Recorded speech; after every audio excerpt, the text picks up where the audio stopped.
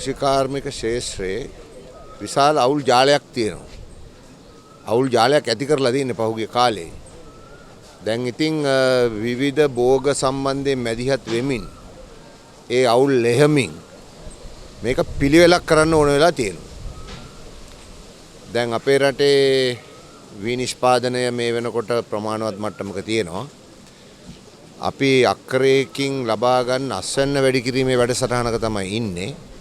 තව භෝග ප්‍රමාණයක් තියෙනවා අපි නිසි කළමනාකරණයක් සහිතව වගා කළ යුතුය. එයින් එකක් බඩිරුඟු. ඇතරම අද අපේ මේ මීටින් එක බඩිරුඟු මූලික කරගෙන කරපු මීටින් එකක්. ඉතින් ඒ වගේ තව තියෙනවා බීලුණු ප්‍රශ්නයක් තියෙනවා රටේ. අල සම්බන්ධ ගැටලුවක් තියෙනවා. මේවා ඉතින් ගැටලු තමයි තියෙන්නේ. ඉතින් ඒ ගැටලු විසඳීම අරමුණු කරගෙන වැඩසටහන් ක්‍රියාත්මක වෙනවා. ඉතින් අද තිබෙත් එහෙම එකක් තමයි.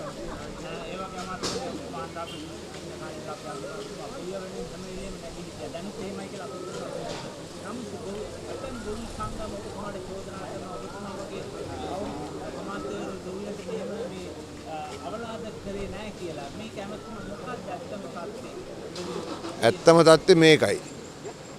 අපේ රටේ මේ වෙනස කරන්න අමාරුයි ගොවියොත් වෙනස් නොවි. ගොවි මහත්තුරුන්ව අතගගා හොඳයි ඔයගොල්ලෝ රජවරු ෂෝක් ජාතියට බත සපයනවා වගේ ඒවම කිය මේක වෙනස් කරන්න බෑ. ඇත්තටම අපි ඉන්නේ දැන් එක තැනක ඉඳන් වෙනත් තැනකට පරිවර්තනය වෙන කාලයක්නේ.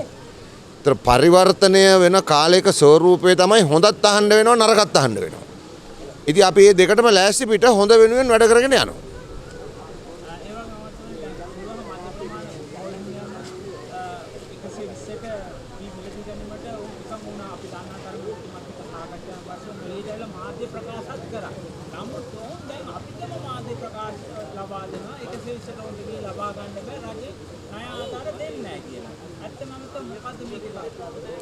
කලින් ණය අරගෙන විධිමත්ව ණය ගෙවපු හැම කෙනෙකුටම ණය දෙනවා.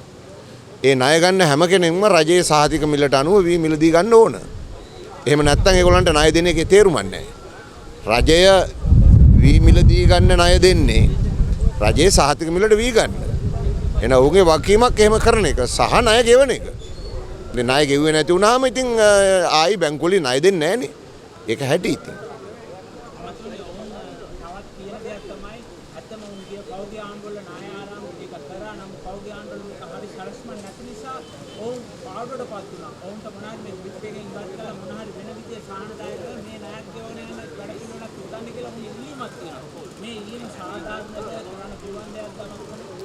කොමරේ එහෙම ඉල්ලීමක් තිබෙනවා.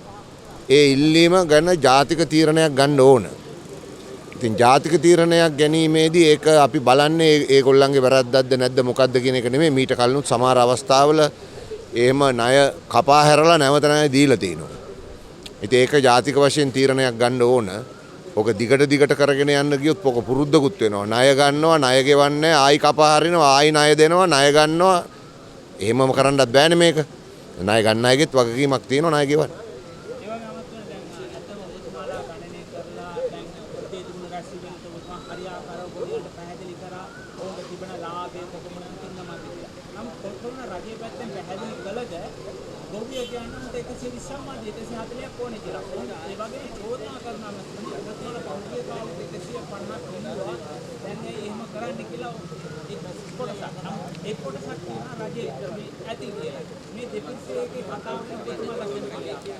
මෙහෙමයි කාලයක් තිබුණා පොහොර මිටියක් රුපියල් 40000යි 50000ටත් ගියා. පොහොර මිටිය ඒ ගානට ගිය කාලේ තමයි ගොවි සංවිධාන සහ ගොවියෝ කිව්වේ මේ ගානට පොහොර අරගෙන නම් වගා කරන්න වෙන්නේ වී කිලෝ එකට රුපියල් 150ක්වත් ඕන කියලා. ඉතින් ඒක හරි ඒක ඇත්ත. දැන් පොහොර සානාධාරෙත් දෙනවා සානාධාරෙත් වැඩි කරලා තියෙනවා. ඒ ප්‍රශ්නේ දැන් වෙනස්. ඒ නිසා හැමතිස්සෙම පිරිවැය ගණන් හදලා තමයි මේ ගණන් කියන්නේ. ඒතර පිරිවැය ගණන් හැදීමේදී අපිට විශ්වාසවන්තම තැන තමයි රාජ්‍ය ආයතන එකතු වෙලා ගණන් හදන එක. එක එක්කෙනා පඳුරු වශයෙන් ඉඳන් ගණන් හදලා කිව්වට අපිට කරන්න දෙයක් නැහැ. එහෙම ගෙවන්න බෑ රජයකට. ඒ නිසා රජය මිල තීරණය කරන්නේ ආයතන ගණනාවක් ඒකාබද්ධ වෙලා. කෘෂිකර්ම දෙපාර්තමේන්තුව, පසුවස්වනු ආයතනය, ගොවි ජන සංවර්ධන දෙපාර්තමේන්තුව, අමාත්‍යාංශය මෙවැනි ආයතන ගණනාවක් එකතු වෙලා තමයි පිරිවැය ගණනය කරලා මිලක් නියම කරන්නේ. ඒක මදි කිව්වට කරන්න දෙයක් නැහැ. මොකද ඒක තමයි විද්‍යාත්මක සත්‍ය පදනම.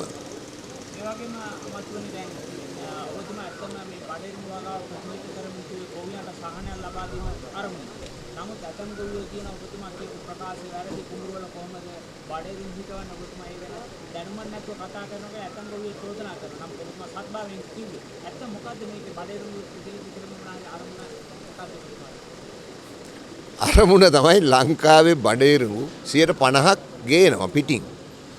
ඉතින් අපිට ඕනකම තියෙනවා රටේ හදාගන්න. එතකොට අපි ඒකට වගා සැලැස්මක් සකස් කරගෙන කරනවා. ඒක තමයි විදිය. ඉතින් දැනට විනිෂ්පාදනයේ ප්‍රමාණවත් දැනට ප්‍රශ්නයක් නැහැ. තවත් අපි විනිෂ්පාදනය වැඩි කරන්න කටයුතු කරගෙන යනවා හෙක්ටාර එකක වැඩි කරන්න. ප්‍රමාණය වැඩි කරන්න. ඉතින් එහෙම වැඩි කරනකොට දැනට වගා කරන සමහර වගාවන් වෙනුවට අපිට වෙනත් අතිරේක භෝග වලට යන්න වෙනවා. අතිරේක භෝග දිරි ගන්න ඕන අපි. දැන් අතිරේක භෝග වලට කෘෂිකර්ම දෙපාර්තමේන්තුව 13ක් ප්‍රකාශ කරලා තියෙනවා භෝග වර්ග. අතිරේක භෝග. ඒ අතිරේක භෝගේ එකක් තමයි බඩිනුගු. ඒගොල්ලෝ අතිරේක භෝග කියන්නේ මොනවද කියලා දන්නේ නැති වෙන්නේ දෙයක් ඔය කියන්නේ. පෝරසාන ආධාරයෙන් දැන් දෙනවනේ හෙක්ටාර එකකට කීයද 18000ක්.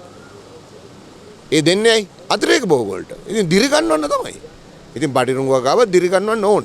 අද වී වගාව ළඟට ඊළඟට තියෙන වගාව තමයි බඩිරුඟු. බඩිරුඟු මත අපේ කුකුල් මස් කර්මාන්තයේ බිත්තර කර්මාන්තයේ රඳා පැවතිලා තියෙනවා. ඒතකොට රටේ ජනතාවගේ ප්‍රෝටීන් අවශ්‍යතාවයද ගොඩ දාන එකත් අපේ වැඩක්. වී විතරක් නෙමෙයි. තුලණයකට ගේන්න ඕන. වී වගාව, බඩිරුඟු වගාව, අනිකුත් අතිරේක භෝග තුලණයකට ගේන්න ඕන. අපිට තියෙන ඉඩම් ටික ඒකට කළමනාකරණය කරන්න ඕන. ඒක තමයි දැන් මේ කරන්නේ.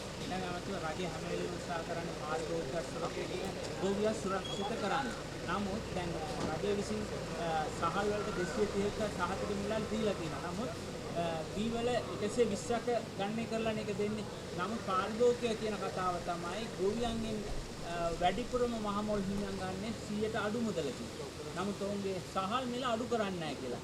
පාරිභෝගික පැත්තේ මොන හරි ඉදිරියේදී ගන්න පියවරක්. පාරිභෝගිකයට මේ වෙනකොට සහල් මිල පිළිබඳ කිසිම ප්‍රශ්නයක් නැහැ. නැති ප්‍රශ්නයක් දැන් ඔය අහන්නේ. පාරිභෝගිකයට සහල් මිල පිළිබඳ කිසි ප්‍රශ්නයක් නැහැ. එහෙම ප්‍රශ්නයක් ඇත්තෙත් නැහැ. ඒ නිසා ප්‍රශ්න වවන්නද කොහෙද අහන්නේ? මට වෙන්නේ වගා වවන්න ඕන මේ බඩිරිඟු ඒ වගේ જાති මිසක් ප්‍රශ්න නෙමෙයි. ඇති ඇති.